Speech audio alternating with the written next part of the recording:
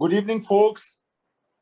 A hearty welcome to this second series of health and wellness.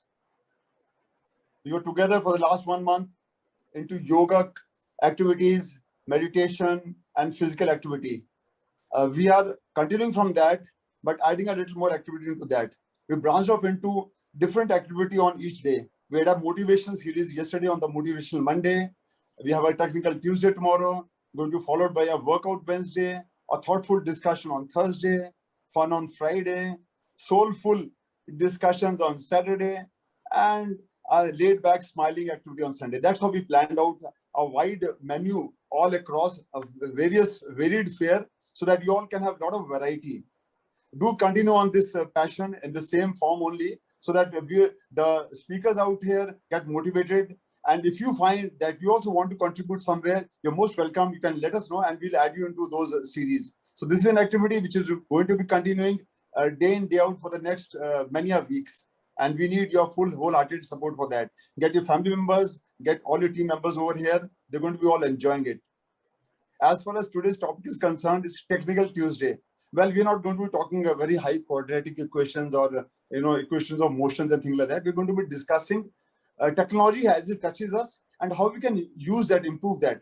For today's discussion, we have two sets of speakers, two sets of topics. The first topic is on technology in FM, and Shailendra Nath is going to be handling that. And second is, for the last about 2 months or so, we've been talking about oxygen concentrators and such like. So we'll have Vivek and Yash telling us about the do's and don'ts you as FMs have to be taking care in mind. Coming to the first part about Shailendra, well, Shailendra needs no introduction. He's a veteran of the industry, long-standing member of GACS, passionate about technology. He's been implementing various solutions all across. His experience spans across corporates, IPCs, and various developers. A go-getter, a motivator, a coach, a giver to the core, a store of knowledge, all that rolled into one. I won't take much time of Shailendra. Over to you, Shailendra. Thank you. Thank you, Colonel, for the introduction and for your kind words. Hi, everyone. The idea was to start off today with the light session on technology, and as Colonel said, we are here possibly to engage, to have an opportunity to learn, and not make it too boring for everybody. So that's the intent, and that's how the content will flow, or I will try to keep the content flow. Firstly, there are two words that we, in general, on our daily lives, tend to use irreplaceably. One is the digitize, and the other is digitalize. Now, actually, the two words have some degree of difference out there. Digitize means converting data into an electronic form. So if you, for example, and I'll kind of link to our day-to-day lives, if you are converting data from a logbook into an Excel sheet, that is, you're digitizing the data. While digitalize means it's not, you are actually bringing in technology as part of a process, and hence the output is automatically coming in form of a digitized data. So I hope that clarifies. Now, data digitization, I think we all have been doing for a long time, and I think besides the basic mundane conversion of handwritten data into Excel sheets and all, we also use them to kind of generate reports, to do our analysis once, and etc.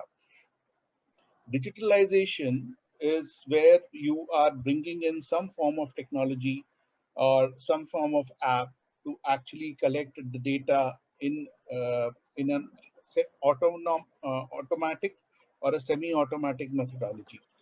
Now, the semi-automatic can be, as I've used, is using an app wherein data, instead of, let's say, getting recorded into a register or a logbook, is directly recorded using some form of an app, and the output comes out in the form of an Excel sheet or a whatever format that you need to do. So the data is actually ready to use, and not it's not something that you have to first convert and then start looking at what to do with that data. Now, the automatic method can be using online portals, and BMS is a good example where the data, all the systems or all the equipment that you want to connect is connected to the BMS, and you're getting a continuous data feed, and it's getting recorded into the BMS system. More recently, the last couple of years, IoT has been becoming more and more prominent, which is Internet of Things. So there are almost any device with a data port can be connected to a system from where the data is can be captured and brought into a singular platform for use as desired. Now, the benefit of this kind of automation is that first thing is you are getting accurate data. You can organize in this the system in a way, you can program the structure the system in a way where you are sure that the data that is coming is authentic. On a manually recorded data, we know that on a day-and-day basis, we don't know whether it was, if it was a 2 o'clock reading, was it really a 2 o'clock reading or a 2:30 reading? We don't know. If a reading was missed, there will be a tendency, a human tendency to kind of fill up the gap in the data sheet, even if the miss was for genuine reasons. So you never find that gap. You always get a full logbook, a full data sheet, accurate or not. So using an automatic system, you know that the data that you're getting is authentic. It is timely. So if it is a 2 o'clock reading, it is a 2 o'clock reading. It's not a 2:30 reading. And then you are getting, uh, since the data is real time, the reaction of you and your teams can be far more spontaneous. So, giving an example, let's say if a parameter is set to, let's say, 100 plus minus 5, where you're talking of a 5% variation, and if it's actually plus, if it goes to 106 or 107, in a manual system, by the time the if at all the reading is recorded, first thing is that you have to be there to at that instant when the fluctuation out exceeded that 5%. Then it will be recorded by somebody who will report to somebody who will report to somebody, and it's like 2, 3, 4, 5 levels depending on where you are in the organization before that fluctuation is actually informed to you. By that time, the incident has already happened, or it's hopefully it has passed peacefully. If not, you can only do postmortem. And in a day, there may be that many incidents that you may be able to record because you're doing it manually. So you will be recording the data on a 2 hourly, 3 hourly basis, at most an hourly basis, not more than that. However, when you're connecting it all into an automatic recording system, and I'll prefer the IoT way, or even in a BMS scenario, you're getting the instant information that this data happened. You can actually program your system to have data points at every, let's say, 10 seconds or 15 seconds, as many as you want. And then what happens is that a fluctuation which you may think happens only maybe once a day or once a week, the realization comes across is that that kind of variation outside of the so-called permissible limits is actually happening maybe 20 times a day. It's only that since you are doing it manually at specific intervals, you never came to know about it. And a practical example, a practical experience that I have implemented one system like that, and all my managers wanted, that many level of alerts and very tight data boundaries that they wanted to control. When the system was implemented, each of the managers, let's say each manager controlling about 1 billion square feet, starting getting something like 2,000 alerts a day. Now that's something they were not used to getting even in a month. 2,000 alerts a day, just by virtue of the fact that they were now getting far more accurate data. And if they had set 5% and the system went from 105 to 100.5, they were getting an alert. And we had connected all the equipment in the building to the system, thereby that was the kind of data intensity that was there. Besides that, when you're collecting data electronically, you are able to capture far more information from the same system. So again, taking a simple example, let's say if you're talking of an energy meter in a high tension environment, the, your logbooks would generally comprise of an R by B frequency, right? And uh, uh, maybe one or two more parameters that you would want to capture. When you have a digital meter and you capture the data digitally, and a modern electronic meter can capture about 25 to 30 parameters. And you're able to capture all of these parameters, as I said, every 30 seconds or every 1 minute. So if at all you have to get into a proper data analysis, you're not comparing those 5, 6 parameters. You can actually do a cross comparative across 30 parameters from 1 meter, which can give you far more insights than your manual data points will ever give you, right? So that is the one of the biggest advantages, and uh, this is where possibly I think again using I've used IoT. The other piece that comes through is when you start connecting more and more equipment into it and giving the smaller intervals of data that you get across each equipment that you connect, you start getting into a huge amount of data, which actually then you get into big data analytics. And there are firms, there are companies who are kind of specializing into cross-referencing the various parameters of operations versus the situation in which an equipment can fail, right? So when we say maintenance, generally what we have been doing is we have been doing planned maintenance or breakdown maintenance. We tend to talk about predictive maintenance, but really not enough is kind of done on the predictive maintenance side. But now with this kind of, it's cost effective first thing. So with this kind of data capture and data analytics mechanisms becoming available and more easily available as we speak, it will be easy to kind of look into these the data points and predict as to when an equipment may fail, and that's the beauty of this whole automation piece. Some of the benefits, some very clear-cut benefits that come through, if I may kind of just summarize there is, first thing is you get rid of all your logbooks. So across my portfolio, I saved something like 6 tons of paper on an annual basis just by converting my paper logbooks into electronic logbooks. 6 tons of paper per annum.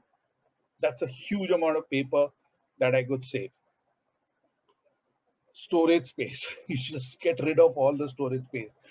You keep the data, it's there on your servers, it's there on your Amazon web space, wherever you want to store it, you store it. It's compact, it's reachable at any point of time. I could access data from anywhere in the country. Now just imagine over the last one year plus, being able to see exactly what were the readings of which equipment in which building across the country. That's the kind of data access I had. I had, right? So I knew where, how much fuel was there in which tank, not only which, like we had underground tanks. So how much fuel in which underground tank, to that, to how much fuel in each day tank of every generator. That's the level of data that was available sitting at home and not requiring too many people on the ground as well. So we could limit our people exposure just by being able to connect all of our systems.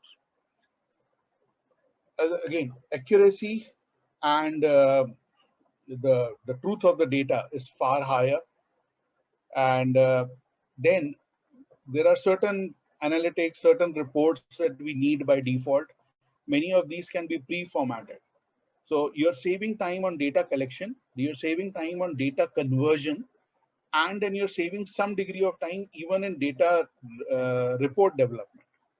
So the general content of the job changes from trying to capture and manage data to actually doing analytics, to actually being able to look at short-term, long-term trends, to look at comparatives across buildings or across cities, depending on how you manage portfolio. And the job content goes up, the output goes higher, right? So I think that kind of gives you an indication as to how we can try to kind of migrate to the newer systems.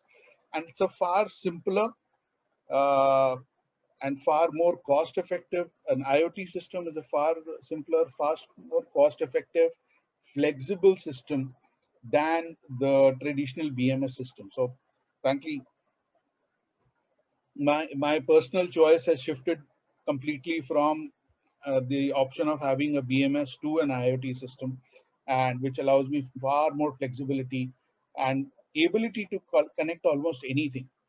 I don't think I've seen a BMS giving me fuel tank levels anywhere, which I've been able to do using an IoT system, right?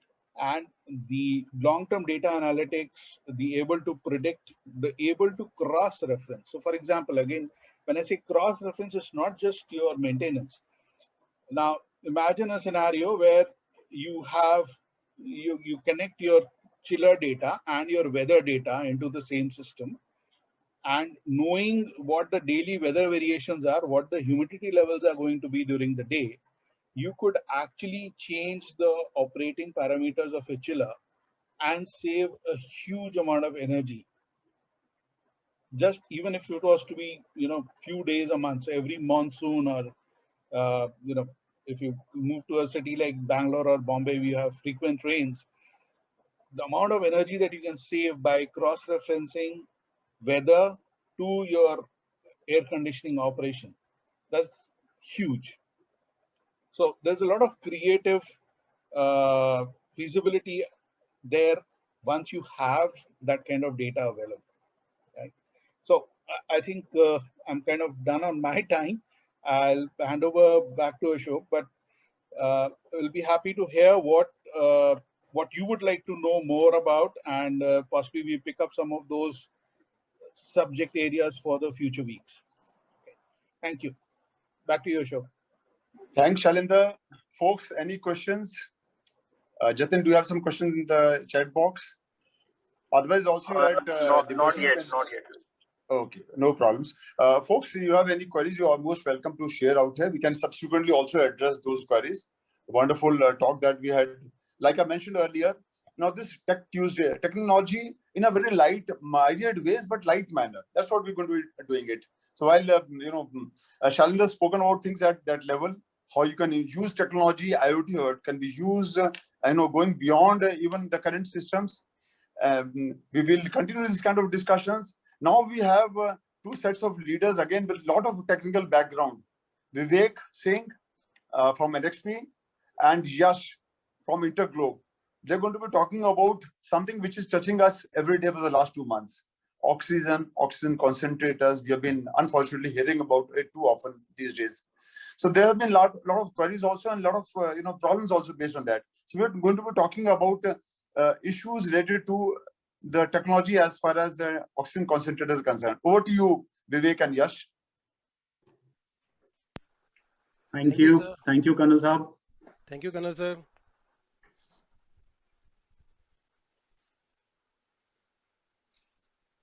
Please go ahead. Yeah.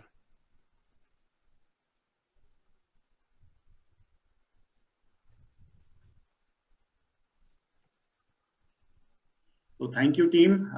Nice to be back in the system again, and coming for a Technical Tuesday. Technical Tuesday generally brings in a fear factor that too many technical aspects would be discussed across, and people would be having a technical know-how requirement for attending the classes.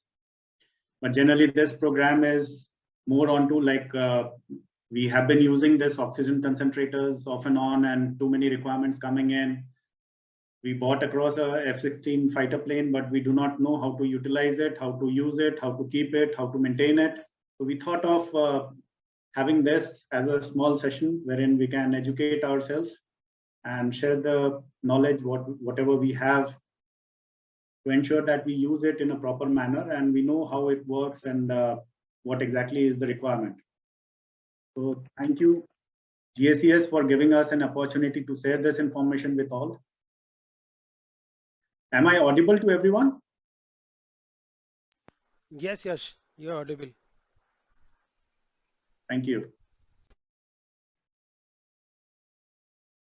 So basically, what is an oxygen concentrator? The oxygen concentrator are devices which takes air from the atmosphere, the ambient air, and then it concentrates, removes the impurities and give us oxygen supply.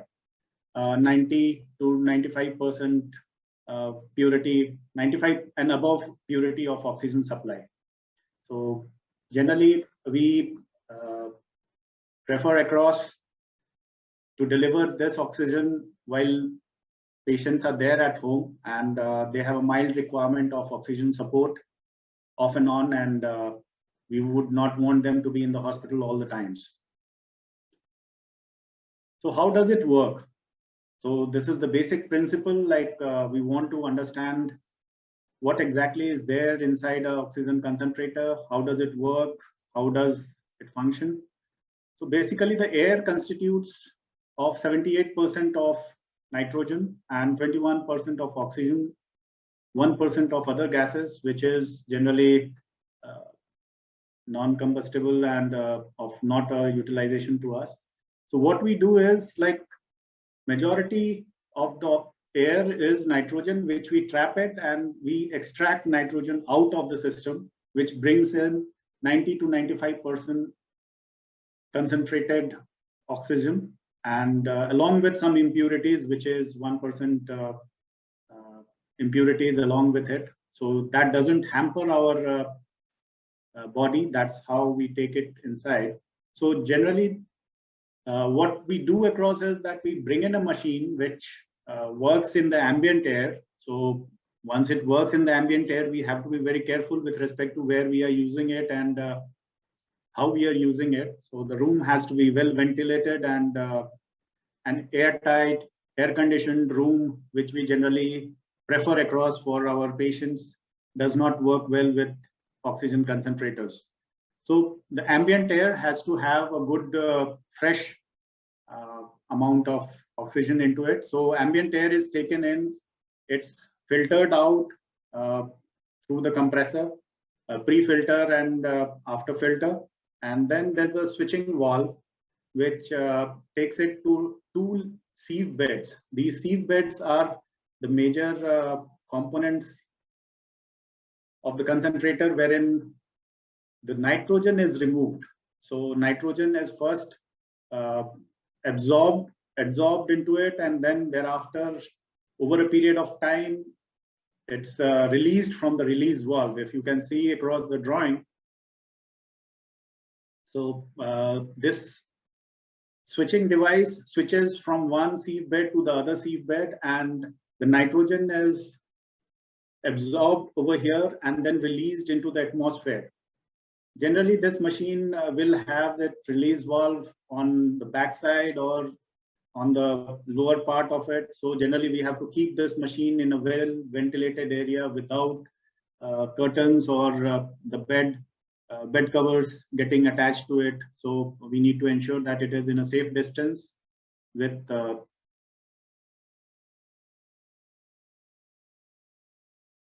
so the oxygen, 90 to 95% of oxygen which is taken is compressed across by the compressor, and then it is released to the patient through the flow meter. And after one sieve bed gets saturated, the switch valve transfers it to the second sieve bed, and thereafter the nitrogen absorbed into the first seedbed is released through the release valve. So it keeps on absorbing nitrogen from the ambient air and releasing it out into the ambient air again, so that it can again work. So it's more like a geolite. We call it a geolite. It's more of an absorption chamber, porous material, which keeps on absorbing it. The oxygen which moves out is 90 to 95% pure, and for a small flow like 3 to 4 liters per minute, the humidifier is not required across. So in case the flow is required, which is more than 4 liters or 5 liters, you need to put in a water humidifier over there, so that the patient doesn't feel dry air into their thing. So these devices use the pressure swing adsorption method, PSA, that we have been hearing across everywhere into the news, PSA machines, PSA technology. And they method to concentrate oxygen in places that avoid the use of liquid oxygen due to its high combustibility. So liquid oxygen is a problem to transport, is a problem to move and store. So generally PSA technology methodologically is something which is highly utilized and is very useful in it. PSA works by quickly cycle pressure and simultaneously alternatively venting the opposite end of the column. So that's how, if you see the sieve beds, one sieve bed is functioning, the other sieve bed is releasing the nitrogen, adsorbed nitrogen into the atmosphere, back into the atmosphere. So this switch keeps on switching from one sieve bed to the other sieve bed, and that's how it's called pressure swing adsorption. So we need to keep these ventilators in a very ventilated area. Room has to be highly ventilated, not an airtight room. So these are some oxygen concentrator takes in air and separates oxygen and delivers it to the person via the nasal cannula or oxygen mask. Air, which is 79% nitrogen and 21% oxygen, and a concentrator that works by plugging into a source of electricity delivers air that is up to 95% oxygen. So once we have a low oxygen level, we have COPD or other breathing problems, we have oxygen sleep apnea, or multiple requirements are there. Lungs are not fully developed, multiple reasons why we need this oxygen concentrators. And with this COVID thing, which infects our lungs, we have been using it, buying this off the shelf and using it off and on. So oxygen concentrators are less dangerous than oxygen cylinders, and this makes them particularly advantageous for outdoor usage and at home also. So they come into multiple categories. You can have concentrators which you can carry as a backpack. You can carry them. You can have stationary ones which are at home, which generally works, are stationary ones which work on the power supply. The backpack ones have a battery operated one and work on power supply also. They're reliable enough to be provided to patients at home. This device does away with the hassle of replenishing cylinders at regular intervals, running here and there, refilling, all those logistics issues. It controls cost of supplying oxygen to patients. It's a thing in case you require a low level of oxygen, you buy or rent out, or in case you have a regular requirement for a year, long-term requirement, wherein on a monthly basis, the doctor prescribes across, you go for a renting or you buy one. So what are the pros and cons? So the pros and cons of it are the unlimited oxygen. Okay, I'll take further. So, as Yash has already explained about that uses of working uses principle of oxygen concentrator. So there are some pros and cons of oxygen concentrator, just like unlimited oxygen. So the positive way we can say that while we this oxygen concentrator can provide a continuously draw of oxygen, unlike the oxygen tanks. So we can run continuously this concentrator, and they can be never out of oxygen. So we can have 24 hours oxygen from these. Secondly, the reason behind is that these are light weighted. So why we call a light weighted? Because if we compare with a metal tank of oxygen, so they are very heavy and very heavy to lift out from, and they require a station over there. But these are very movable items, so these are it we can say that they are lighter and they are portable, which can be easily handled and carried out from shifted from one place to another. Second thing is the versatility. Greater versatility means the reason why we call it because it comes in a different size, portable, big size, small size, 5 liter, 10 liter, any. So is we have the option to choose it. So we can choose as per the requirement. For in case somebody requires the oxygen level is going around 75 to 80, so we can go up to 5 liters per minute oxygen concentrator. And we can say if and the oxygen level is going beyond 75, then we require 10 liter per minute oxygen concentrator. So we have options over there. So according to that, we can purchase these oxygen concentrator. But the third part is the cost part. As you know that while tank installing a tank and everything, we required a huge amount. So the reason therefore the long-term maintenance cost is low because while oxygen frequently used but refill oxygen concentrator, so we use the ambient air. So the cost of this as compared to oxygen tank is cheaper as compared to the oxygen tank. Yes, next slide. Okay, there are some cons also. The reason why we call a battery required because these concentrator require a power to operate. So it can be on a battery operated or it can be electricity. So we require a battery to continuous flow.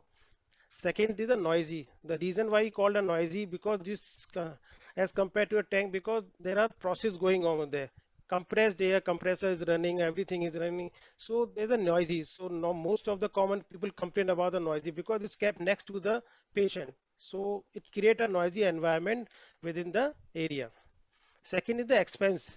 If we call about the expense part also, the oxygen concentrator are quite expensive. The reason the oxygen tank we get refill very low price, but oxygen concentrator, as you know that nowadays oxygen concentrator cost is going up for varied from 70,000 to 80,000, 90,000. But initially before COVID, the cost of normal oxygen concentrator were around 30 to 40,000 rupees. Next slide.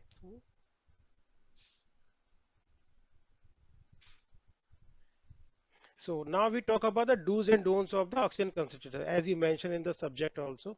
So why we call the do's and don'ts? So there are some do's. So basically we require 6 months as per the OEM also recommend because there are multiple oxygen concentrators being supplied as of now. Philips, BPL, some China make, Hong Kong make, other different make. But as per you should go with as per the OEM that normally as the standard we call that every 6 months we should replace the change the filters. Second thing is the important the sieve beads which are filled in the two shafts the molecular sieve. I think one of the person Mr. Yogesh was asking the what kind of seeds we have, what kind of beads we are using it. So geolite is the seed which reduce the nitrogen from the air, which is 70 to 75% nitrogen in the air.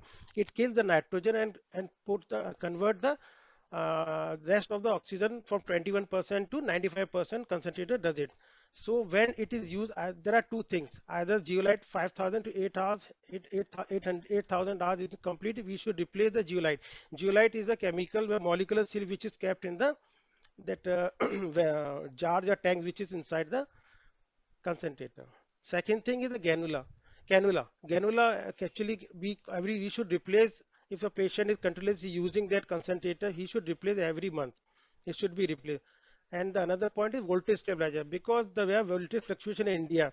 So to provide a particular voltage, there should be voltage stabilizer should be there so that voltage fluctuation is not over there. The most important part is the power backup also. But if normally in a house we don't have that much of power backup in an inverter, if you have a DG system of power backup, a captive power in a big society, you can manage. But in a small society, a small house, if you are having a inverter of capacity of 800 VA or 1000 VA, it will not cater. So you have to think about that power backup also, because what is more than 1000 or 500, it varies upon the size of the concentrator. Okay, and the another point is those it every 4 hours you have to run in a particular month, so that it can be used anytime whenever you require to get it used. And another point is that oxygen concentrator normally it's a flammable, so we have to keep away from the all the flammable items, just like a gas stove, candles, any other machine which is nearby located over there, any hot area.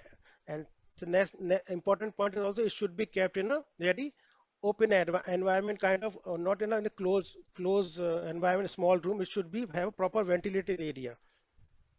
And the most important part, you should consider the oxygen consider the way you consider your laptop computer in a home. So you will get 100% use the way you treat your laptop. You get a use, and the same if you treat the oxygen consider the same way, it will give you a performance. There are some don'ts also. Mm, Okay, so the most important, as you know, that we should not smoke nearby the oxygen consider, because oxygen is a, that it can be flammable. Second thing, we have to avoid all the flammable item nearby the consumer, just like petroleum, jelly, petrol. Even though we can say the sanitizing spray, nowadays we are having a sanitizing spray, Dettol, or any other company. We should not use that spray nearby the oxygen concentrator. It can catch fire. Apart from these alcoholic solutions, that alcoholic solution spray, or what you call the sanitizer, which has a alcohol up to 70 to 75%, we should avoid all these kind of items nearby the oxygen concentrator. Third part important is that hair dryer, the electrical equipment which is nearby, just like hair dryer, electrical razor, or razor which we are using, it should be avoid nearby the oxygen concentrator. And the most important part is that when the oxygen concentrator normally are running 24 hours, so we should give at least a 30 minute of rest after every 8 hour operation. It depends upon the size and make, and OEM also recommend.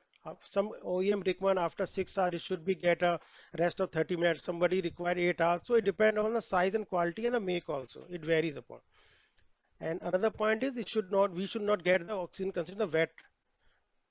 Don't run the oxygen without using. The using it, that when in a month when you are using as a test trial also, use in put up a proper filtered water, complete set, use as a at least, so that it can be used anytime when you are in a requirement.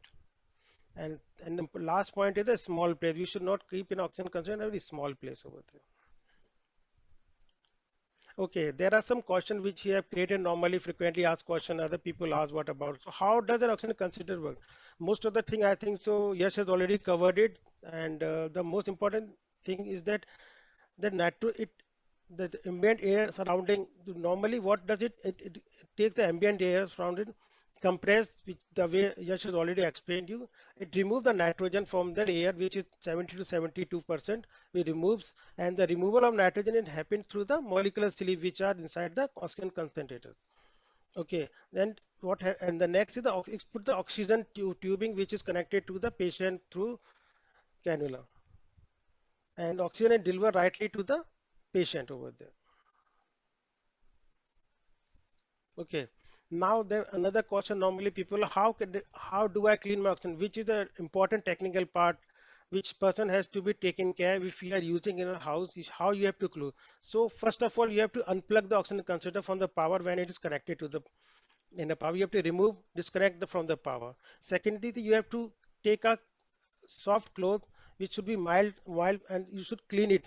Then allow it to the lint free cloth. The reason why we call a lint free cloth is that it's we call a static charge. It's a microfiber cloth which is has to be used, because it do not create a static charge. Otherwise, there are electronic item in that, it can be static charge. So we should use a lint free cloth to dry the water after cleaning it. Cleaning the particular filter by removing manufacturer instruct soaking of warm water mixed with. So normally you have to use some mild soap and water, and for warm water to clean the concentrator. And second thing is that we should dry after before keeping the concentrator. And the last is the cannula, which should be also be cleaned after in a month in a warm water If you are after 1 month, you have to replace it. But before that, you can, if you are using regularly, you should clean it and dry it.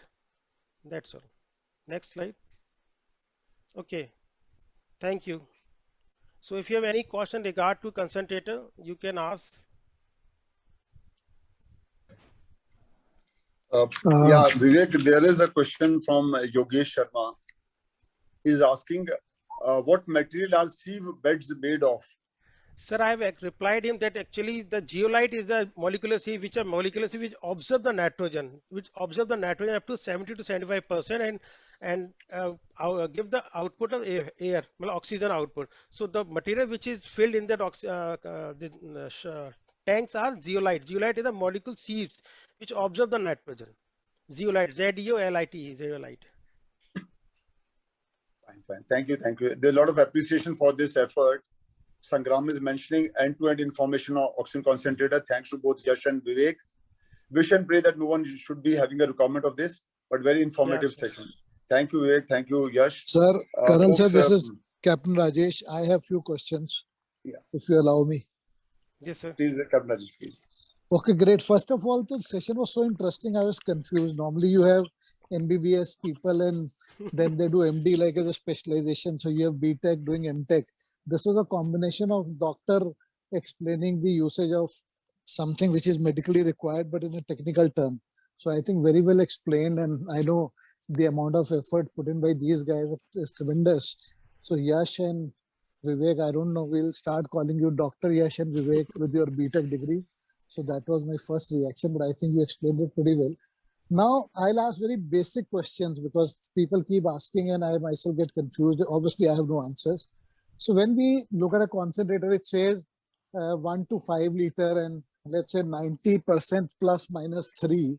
And if you increase the flow, this 90 can come down up to 30. So what does it mean? It means if you are providing oxygen at 5 liters per minute, the quality or the purification of oxygen will come down to 30. And is that something which is acceptable? So do I take that question, Vivek? Yeah, yes, you can continue. Yeah. So, Captain, what happens across is these sieve beds have a capacity to absorb the nitrogen. Now, once we increase, we have this, if you can see the presentation we have within the concentrator, we have the compressor, switch, sieve bed, and again it goes out. So this is the major part which the sieve bed is. Sieve bed absorbs the nitrogen. That's the capacity of the nitrogen absorption capacity at maximum flow that has to be defined. So if we say 5 liter capacity, 5 liter is being delivered, but that's not 5 liter of 90 to 95% of oxygen. Now we need to check, there's a OPI, oxygen purity indicator, that's there generally in the oxygen concentrator, which tells you what is the oxygen concentration which is being delivered. Now, off the shelf concentrators that we have been buying across, without knowing what is the maximum oxygen that they are delivering at maximum capacity, is something which we are losing upon. So generally, we need to buy oxygen concentrators which provide 90 to 95% of oxygen at the maximum capacity. If I buy a 5 liter oxygen concentrator, it has to deliver 90 to 95% of oxygen at 5 liters, which generally doesn't happen off the shelf. Chinese and other companies, local companies which we have come up. So with the no regulations in place, there has been multiple bad things in the market which is available. We have to be very, that's how we said that we would want to have this program, so that we can educate that you need to have 90 to 95% of oxygen purity at maximum level of your concentrator. And your concentrator has to have a oxygen purity indicator. If you do not have an oxygen purity indicator, it's just like you don't know what exactly are you giving to your patient. Oh, absolutely, Dr. Yash, thank you so much. And this is exactly what I'm trying to convey to everyone, that guys, again, in a hurry, we are buying everything. Coincidentally, I also did a bit of research around this. A lot of concentrators, and again, we always blame China, but I think it's up to us also to really look at it. They No, say it's this is, Indian let's say, brands also. Indian brands yeah, also, local absolutely. They manufacturers say who have been. correct, 1 to 8 liter, but they say at 8 liter, sorry, at 1 liter, you get a purity of, let's say, 93 plus minus 2, whatever percentage is written. But moment you start increasing the flow from 1 to 2 to 3 to 4, moment you go to 5, 6 liter, the purity decreases and it comes down even to 30, 35%, which is in any case not good for a patient, because at that point in time, patient is looking at a purity of oxygen being supplied to an individual. So I think that's a very important parameter. So my request is, whenever you guys try and buy or recommend someone, please go through these things. These are very, very important things. Sorry, one last question what I have, because this is a topic which is being discussed by everyone, I think, all across. And since you guys have done so much of study around this, I completely agree when you say compared to oxygen cylinder, it's better. Obviously, you have spoken about a lot of positives versus few deltas. So I think definitely we all want to do that. Any specific recommendation that if oxygen levels are between this range to this range, then we should go in for concentrator, and if dips further, because what I heard, I think Vivek was talking about it, that less than 75% probably we need to then maybe look at going to hospitals and all. What I was under the impression was, if your oxygen levels are between 85 to 90, it works very well. Between 80 to 85, probably it can support, but if it dips beyond 80, then you need to try and get admission in the hospital, because obviously the mechanism which they have, that's more effective. So just thought if you guys have any data point on that. Sir, I will. Okay. Please, Vivek. Yeah, sir, as I told that up to 70 to 70, 75 to 80% nowadays, when the oxygen level is going dipping, so we can use the 5 liter per minute oxygen concentrator, which can provide 90 to 95% oxygen. But beyond that, if goes beyond that, then the capacity of the 5 liter cannot cater the oxygen up to 95%. Then we have to go for the 10 liter per minute oxygen concentrator. So which is basically nowadays the company, most of the company are saying that we should buy 10 liter and keep delivered to the home, but we do not recommend that person. If the goes beyond 75, below 75, we should not go for the 10 liter. We should immediately go to the hospital to cater, because oxygen. And second point is the oxygen cylinder. Oxygen cylinder basically is the pressure of around 5 liter per, it's a pressure of 40 liter per minute. So the pressure of oxygen cylinder is more compared to all double times more than this 5 to 10 liter. So oxygen cylinder can cater immediately when you reach the hospital. So I'll never recommend a person, if it goes beyond 75, to go with a 10 liter or oxygen cylinder. You should immediately go to the hospital and then get in touch with them. Perfect. I think this is exactly what I wanted to check. So what broadly we are saying, even if the oxygen level dips up to 75%, to that ballpark number, oxygen cylinder is helpful. But if Yes, it sir. goes beyond that, then hopefully we should try and get into hospitalization, because obviously they have more effective ways of providing oxygen.